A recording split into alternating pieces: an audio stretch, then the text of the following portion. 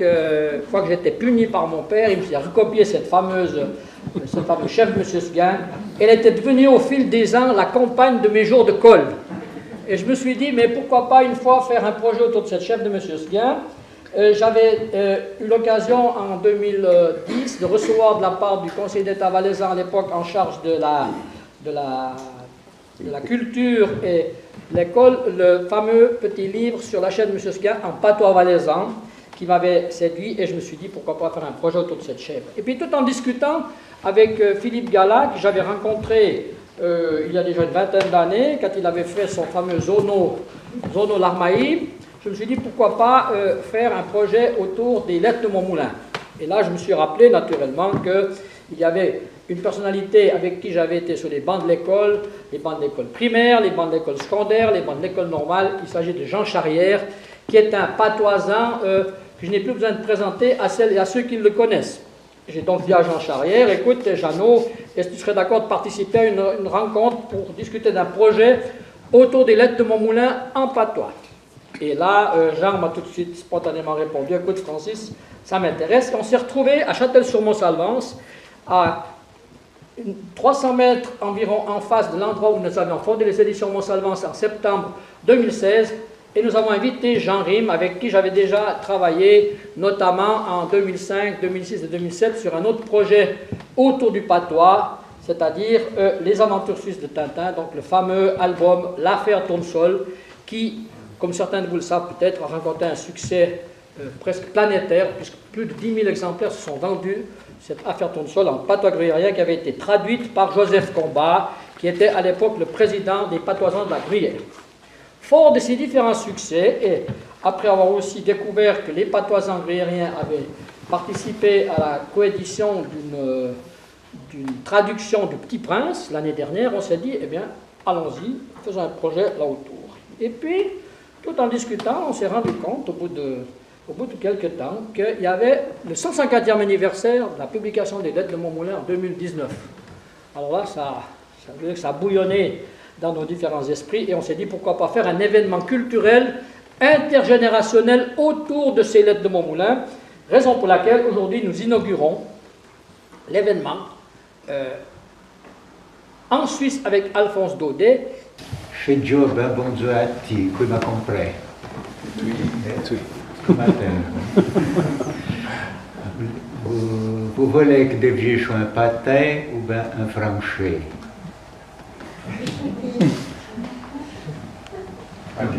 Donc, avec mes pavoyards, au chien pâté, les hachivra de mon cheveu Seguin. C'est bon. Comme un chien de boyard, avec gurle que je peux promener à goutte. Mon cheveu Seguin l'avait jamais joué des bouneux avec chez Chivre. Le péché tout de la même façon. En bimatin, il freggiava une corde, scendalava dalla montagna e roulait le là le mgive. Né le jagnatoie de l'ubatre, né la puer du là, rien le ratignait. Il pare, dicive, libre, que voilà t'offrir le grand air. Et la liberté.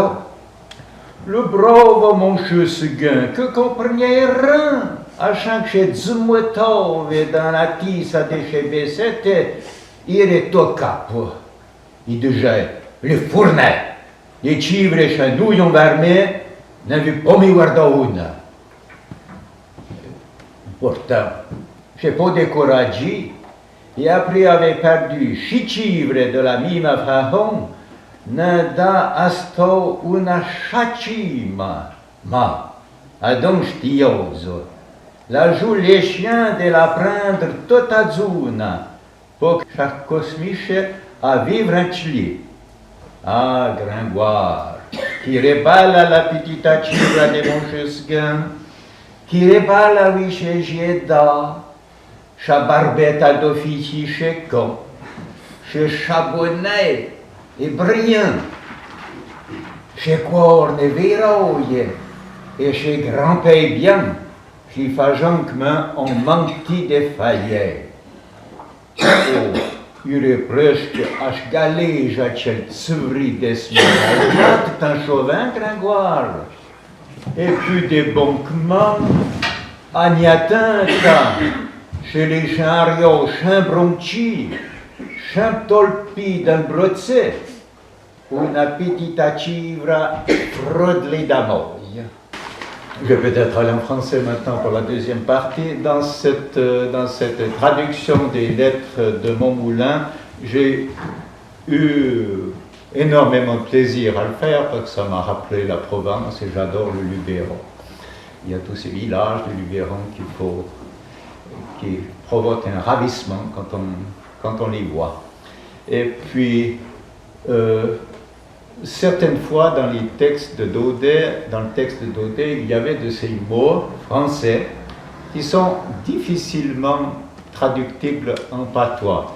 Alors là, j'ai essayé, comme beaucoup de patoisans essayent de faire, de trouver la meilleure solution pour arriver à cela. Alors on voit par exemple dans l'introduction, il parle des lapins qui avaient établi un centre d'opération stratégique, de moulin, de GEMAP, des lapins. Alors, un centre d'opération stratégique. Alors j'aurais pu aller au centre d'opération stratégique, il va y avoir il faut diminuer à révéler la chose dans les Baudinges. On aiderait des commandements de guerre.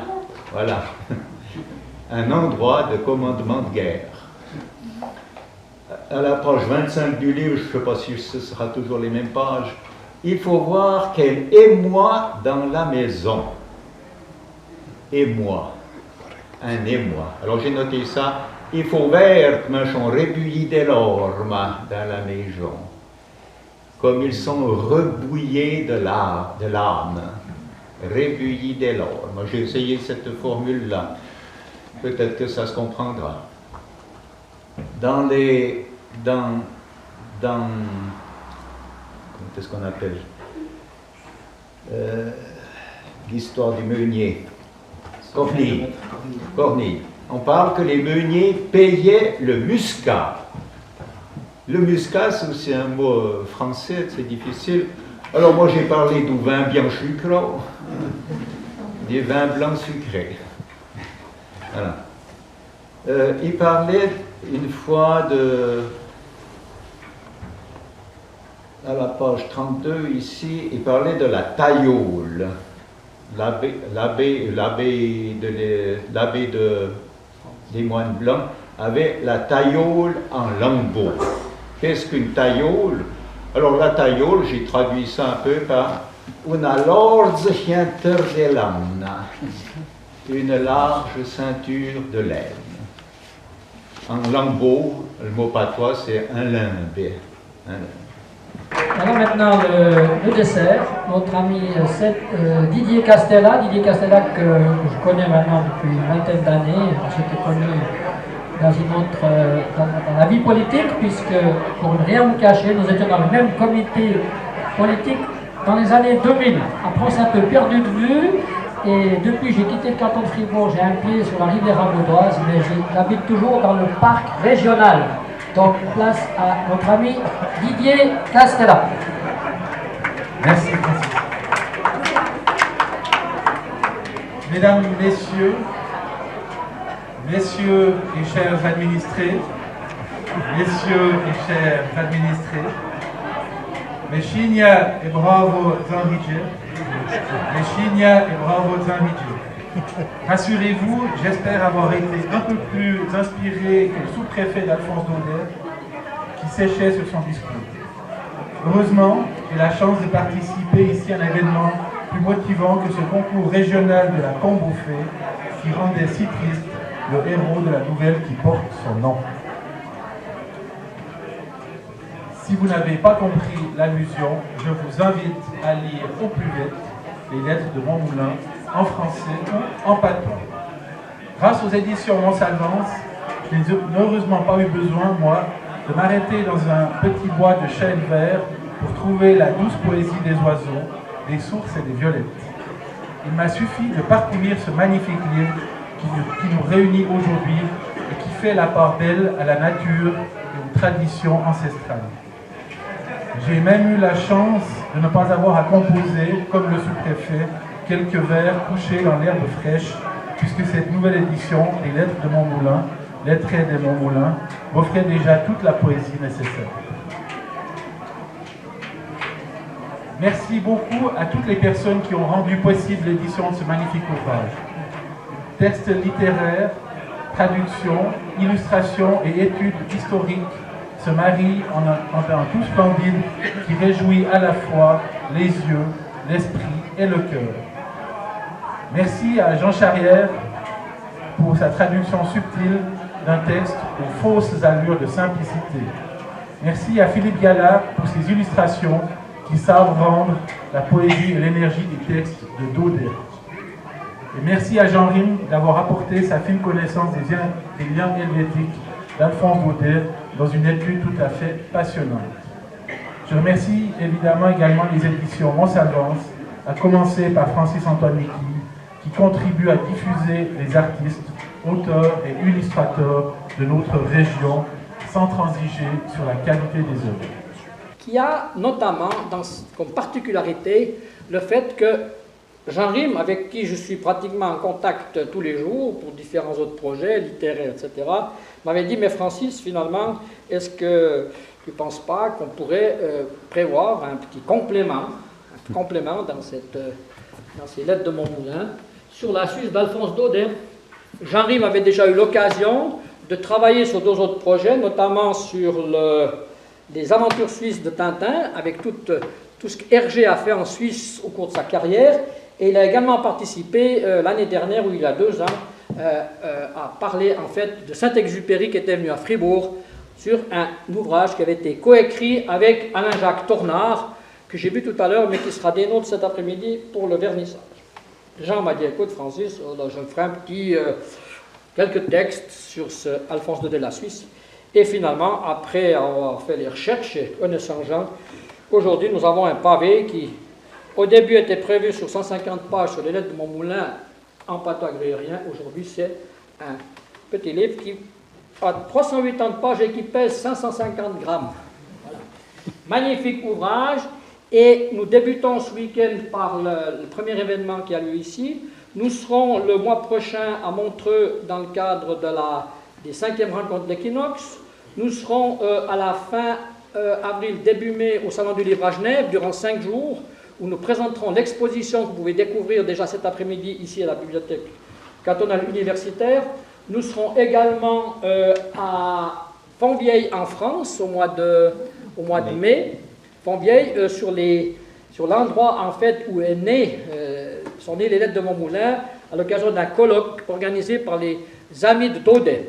Ensuite, nous continuerons notre périple pour revenir en Suisse avec au mois de juin, à la fin juin, l'inauguration de la nouvelle école primaire de Charmey, où durant tout un week-end, ce sera nous qui sommes les maîtres d'œuvre, puisqu'on pourra présenter tout notre projet Daudet avec animation, spectacle, etc., etc.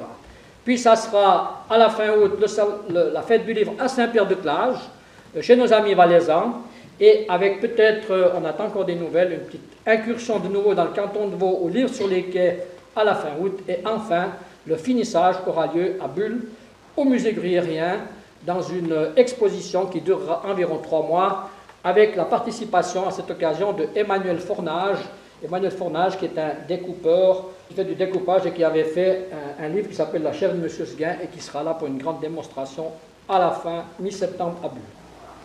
Monsieur Seguin, la veille d'Arish à Meijon, on pachalé hiu d'una chè de pnabianz. Le que claptoche à nova la panchnera. La ehacha a un pitié, ou più bilindre du pro. La jouchouin de l'Ibailly una grand talonze, et du Tingentin il vignait vert chirébin.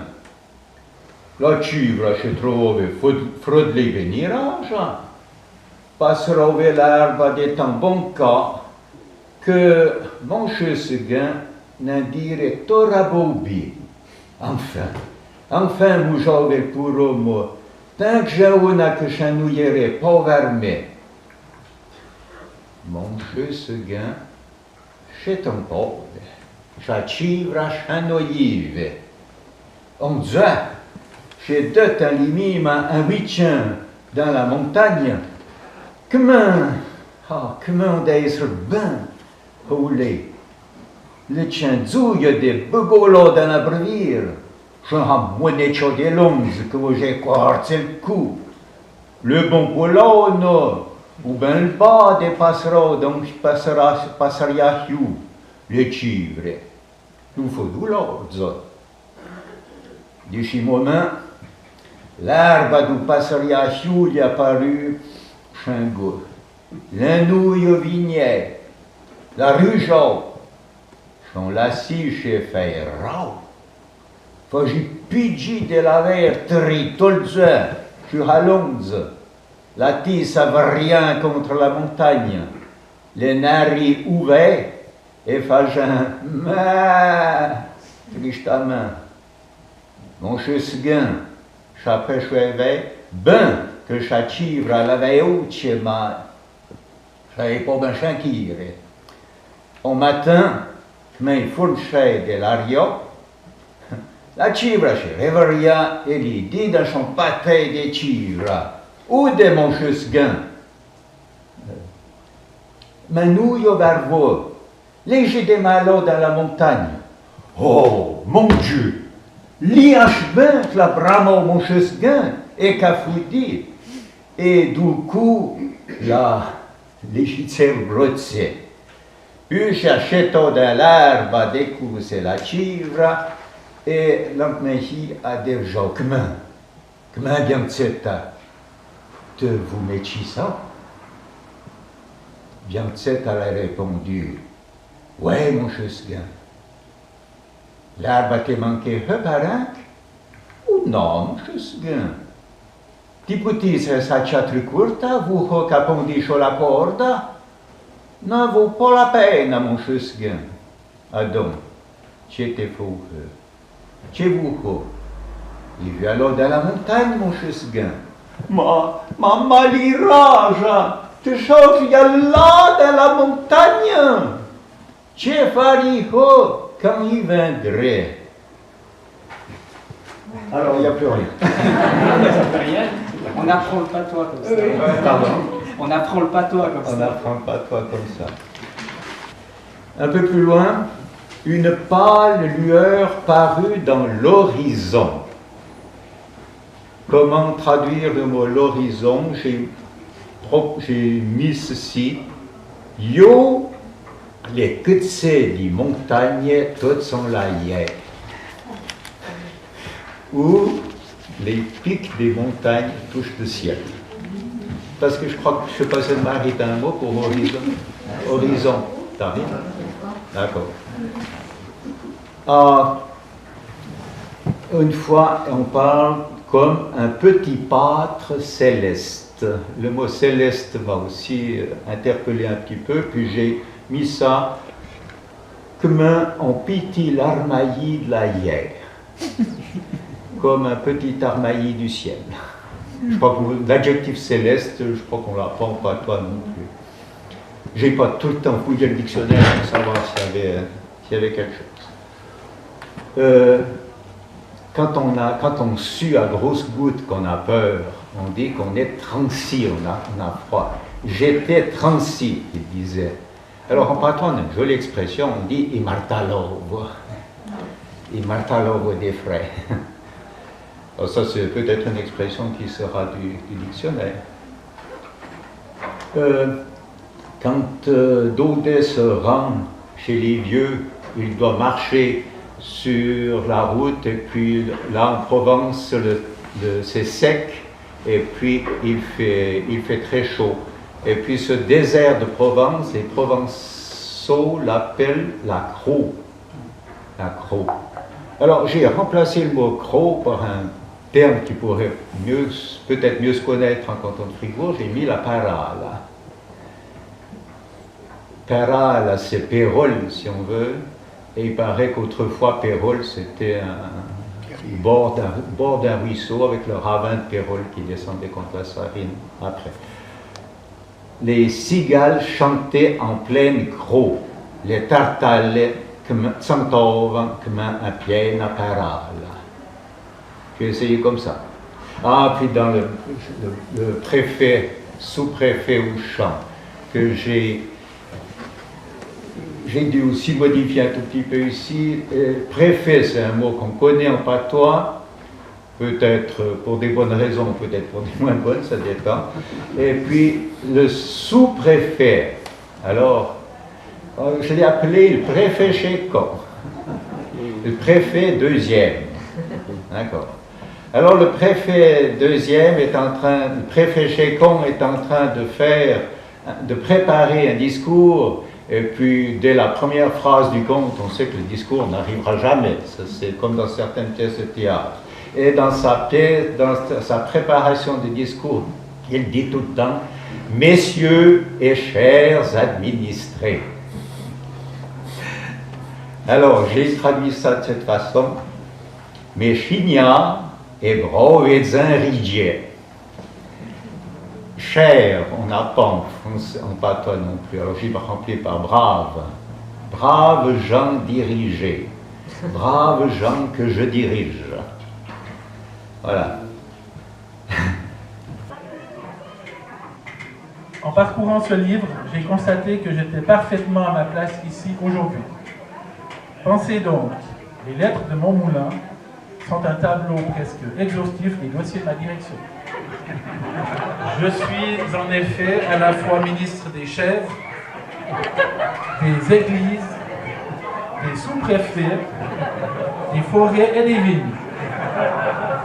Monsieur Seguin a sans doute recouru au service d'agriculture, voire à celui du vétérinaire cantonal si la longe de sa chèvre était vraiment trop courte. Et le terrible loup n'a pas dû échapper au recensement de mon service des forêts et de la faune. Quant au pauvre curé de Cucugnan, je ne doute pas que mes services ont été informés de son rêve terrifiant lorsqu'il traite des relations entre les églises et l'État. Je me demande même si notre domaine viticole des Faverges ne devrait pas s'intéresser au fameux élixir du révérend Père Cochin. Cette édition est donc une occasion savoureuse de redécouvrir quelques-uns des récits les plus renommés d'Alphonse Daudet. Mais cette traduction ne parle pas qu'aux conseillers d'État directeurs des institutions d'agriculture et des forêts.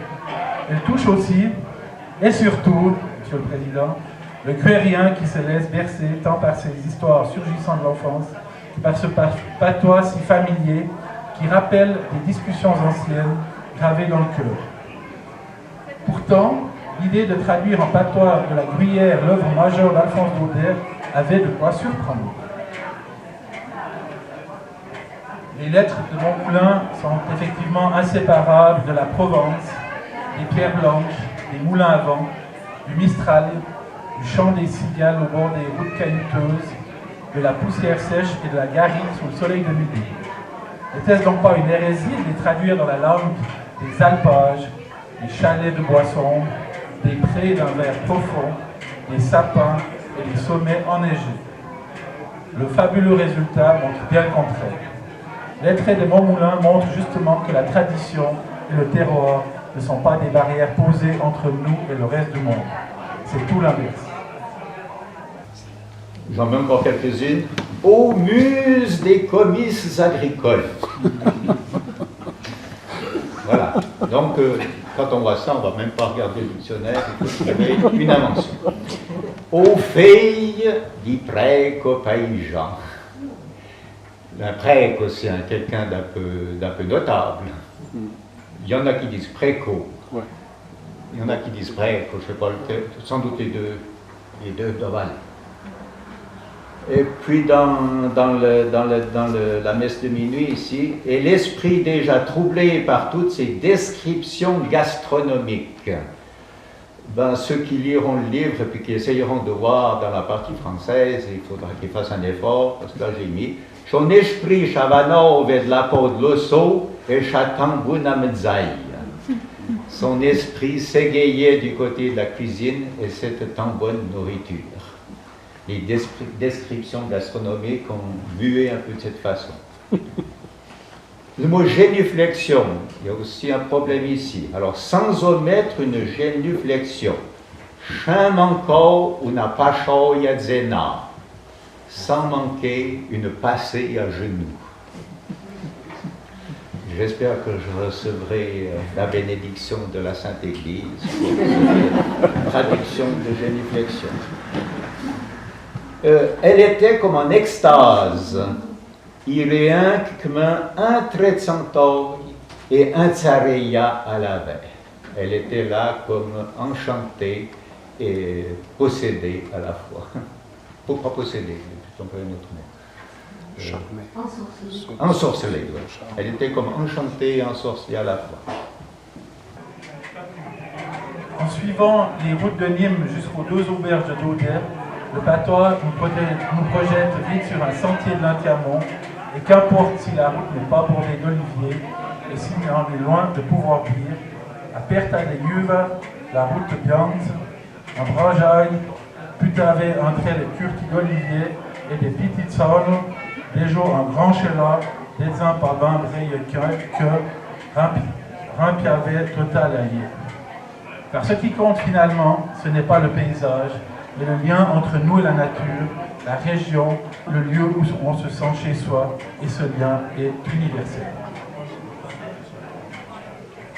Il traverse les frontières et nous transporte facilement du sommet du Molaison au Moulin Saint-Pierre, de la Chivra des Rocheux-Seguin, dans le patois de chez nous, à la Cabro de Moussu-Seguin, dans ce provençal dont Daudet a tenu lui-même à garder une phrase à la fin de sa plus fameuse légende. Merci beaucoup donc à Jean Charrière, à Philippe Gala, à Jean Rime, ainsi qu'aux éditions Monsalvance pour nous avoir offert ce voyage émouvant. Je m'y plongerai avec enthousiasme à nouveau, en espérant renouer avec cette langue dans laquelle j'ai baigné enfant, comme beaucoup de Puériens, sans jamais vraiment la maîtriser pour ma part, ce que je regrette. Souvent, nos parents d'ailleurs l'utilisaient lorsqu'ils ne voulaient pas que leur progéniture ne comprenne la conversation. Il m'en est resté un parfum de secret et de malice. C'est pourquoi j'espère que vous excuserez les citations pour le moins hésitantes en patois. Comme ministre des langues du canton de Fribourg, j'ai déjà fort à faire avec mein couche-pain de Deutsch. Mais j'ai voulu vous dire, Monsieur le Président, Monsieur Charrière, que j'ai entendu votre appel aux langues minoritaires et qu'en tant que ministre des langues, on aura l'occasion de se reparler. Mais même sans le parler, c'est un réel plaisir que de pouvoir retrouver cette langue avec un profond respect, empreint de la volonté de contribuer aux échanges et à la compréhension entre les régions et entre les êtres humains. À l'image de ce splendide ouvrage que nous vernissons aujourd'hui. Merci de tout cœur et très bonne soirée à toutes et à tous. Et puis dans le père Gaucher, ce pauvre frère laid, dont les rusticités égayaient tant le chapitre. Rusticité m'a aussi fait souffrir un moment, et je suis allé de cette façon. Ci puro frode Gauchi, to champio, et que les manières amenò en des zouilles dans les tenors. Bien. Voilà. C'est pas tout à fait les mêmes mots, mais ça peut se comprendre, j'espère, par les gens qui ne sont pas de langue, de ma langue. Tu dis Martalon, c'était non joli parce que c'est claqué des dents, Martalon. Oui. Et puis les mollets, c'est marquis. Bien sûr. Ouais. Donc on martalait. On martalait des frères. C'est exactement ça. Claqué des dents. Oui. Alors, on m'avait posé une fois la question, Francis et d'autres, quel patois j'avais utilisé. Alors, vous verrez peut-être dans le mot que j'adresse au lecteur que j'ai utilisé le patois de ma mère. Ah bon, c'est plus beau. Alors, avec mes parents, avec maman, avec papa, avec mes 2 frères et mes 2 sœurs, nous avons eu la chance de parler patois durant toute notre vie. Et avec ce qui reste encore maintenant, eh bien, nos conversations se font toujours dans cette langue-là, qui reprend un petit peu de la niarga, comme on dit maintenant. Voilà. Ma mère nous a jamais fait honte de parler le patois. D'ailleurs, Il n'y a pas de conseiller d'État par là. Non. Elle disait toujours, quand il y avait des gens qui lui disaient « Oui, mais tes enfants, ils ne sauront pas le français quand ils commenceront l'école. » Alors ma mère leur disait « Naro va pour rabin da des fribois. » Voilà, j'ai terminé. Merci.